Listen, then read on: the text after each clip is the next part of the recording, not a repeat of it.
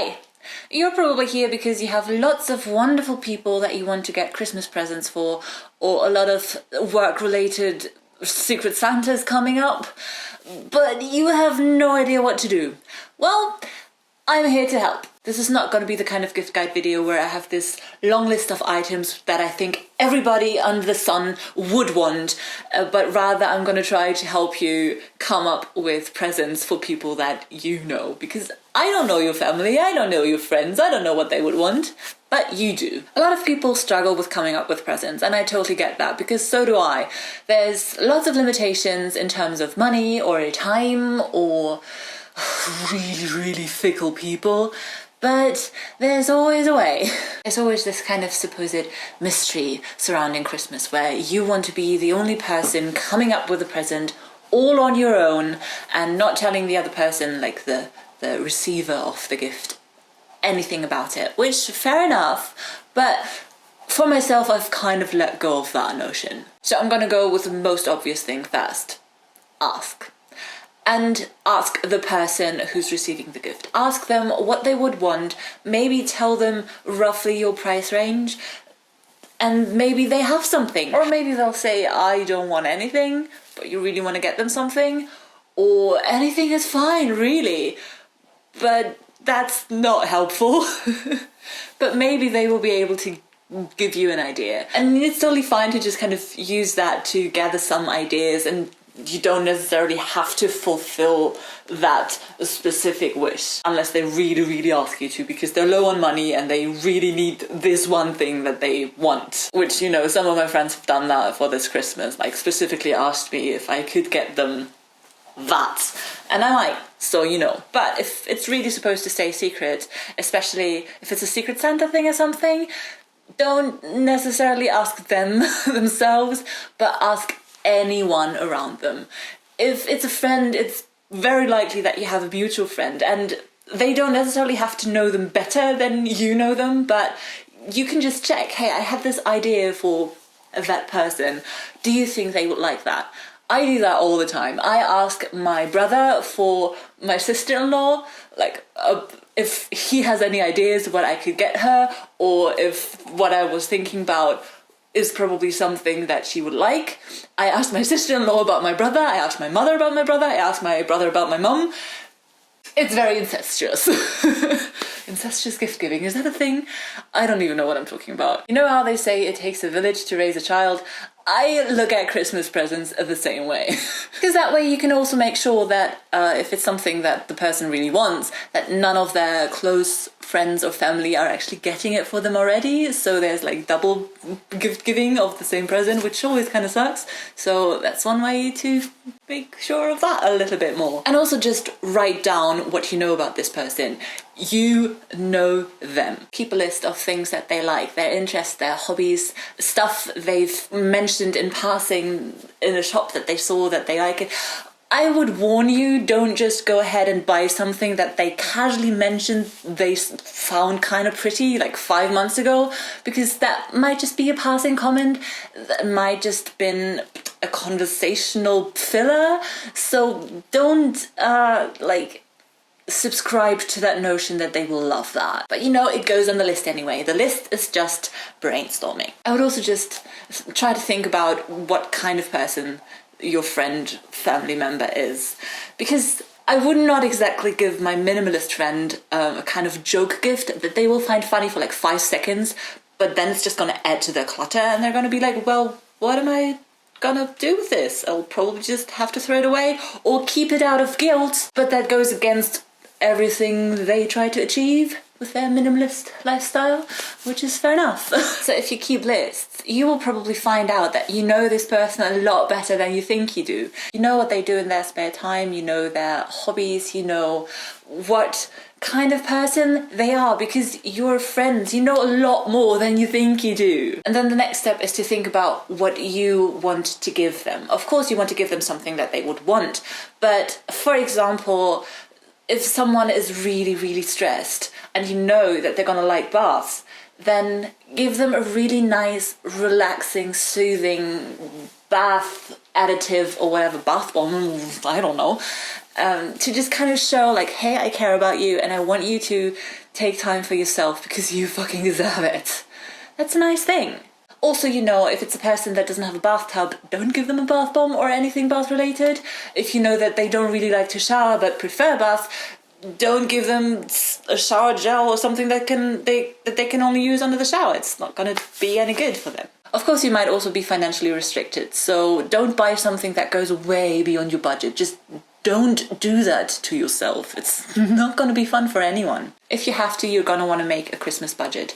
I know roughly exactly how much I want to spend on each gift for each person, and that does vary between family and friends and close friends and just like kind of acquaintances that I still want to give a nice present to, and try to stick to that. If you find this one thing that they're really, really, really going to like, you can stretch it, but then you might have to spend less on another person's gift. Just try to stick to the budget. It's a good thing, because that's also gonna leave you not completely broke over Christmas season. That's great. This video is obviously going up a bit late to be mega helpful for this, but obviously sales are a good thing, like Black Friday sales, which has just passed.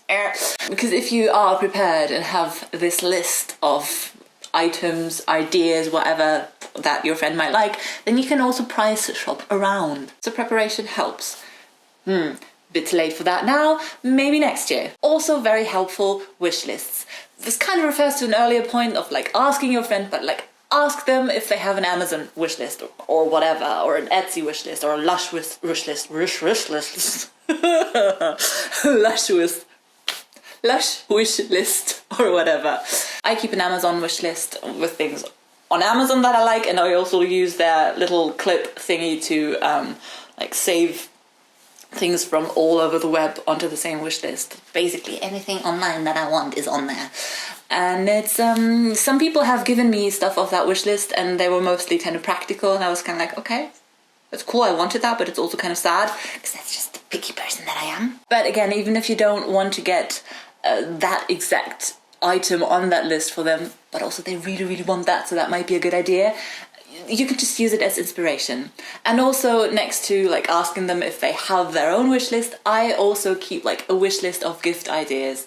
I have some for my nephews and some for my family, because I just find stuff over the year that they mention that they want, that they like, but they're probably not going to buy for themselves. So I just chuck it on that list, and then each Christmas or birthday I come back to it and see if I can buy something off it.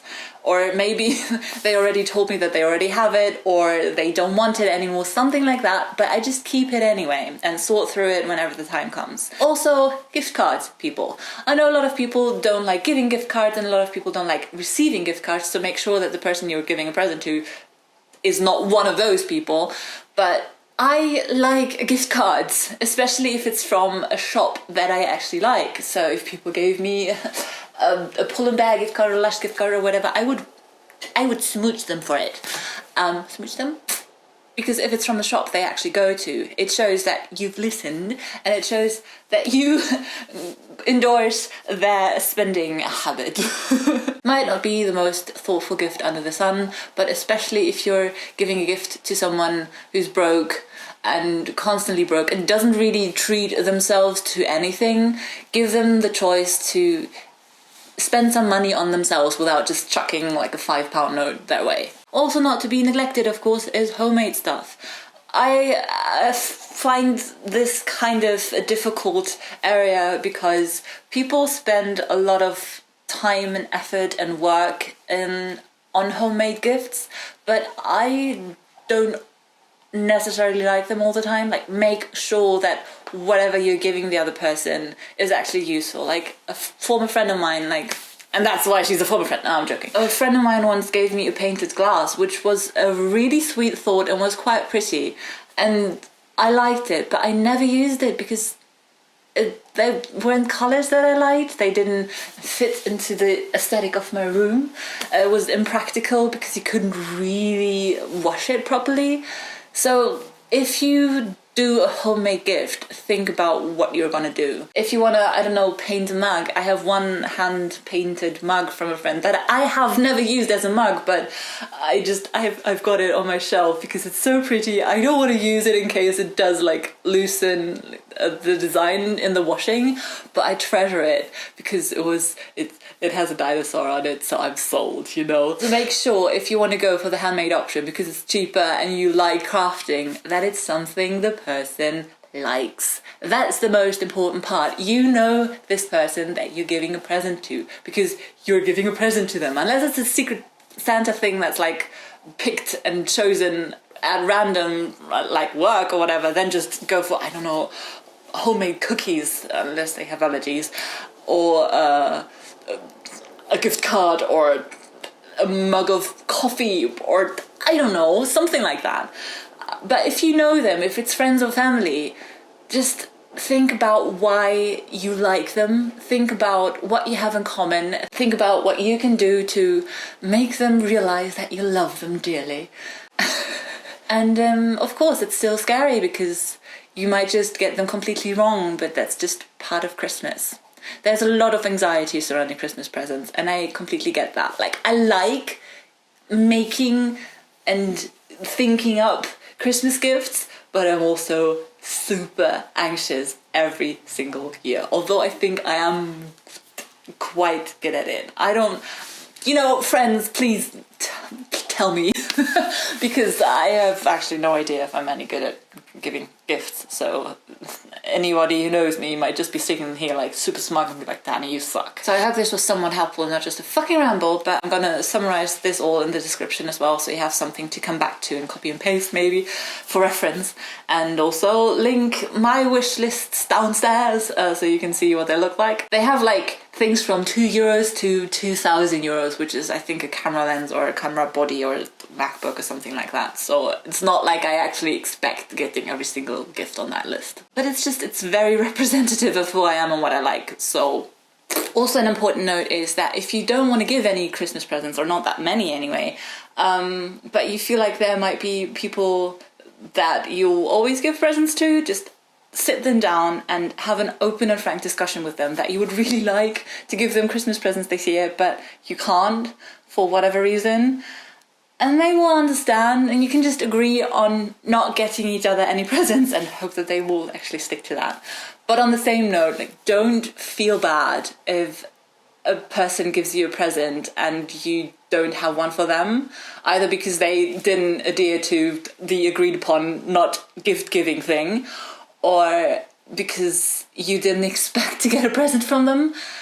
Because at least that's how I see it, is I give people gifts because I appreciate them, and I want to portray that in a materialistic fashion.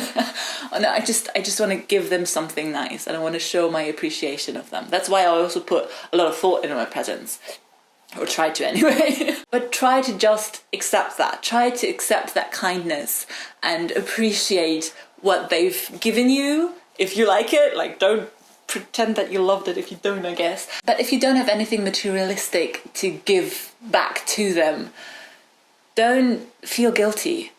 Because guilt as a replacement of gratitude is very sad, and that's kind of ruining the Christmas spirit, in my opinion. Christmas, for me, is about gratitude and about appreciation of friends, of family, of the season, and giving them something nice. And if you don't have anything to give them, just be thankful, be grateful, and show your love in other ways. It's not about stuff. It's not about things.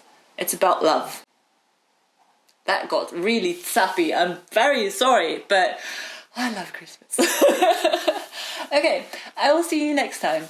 Until then, take care, buy presents or not, and I'll see you when I see you. Bye.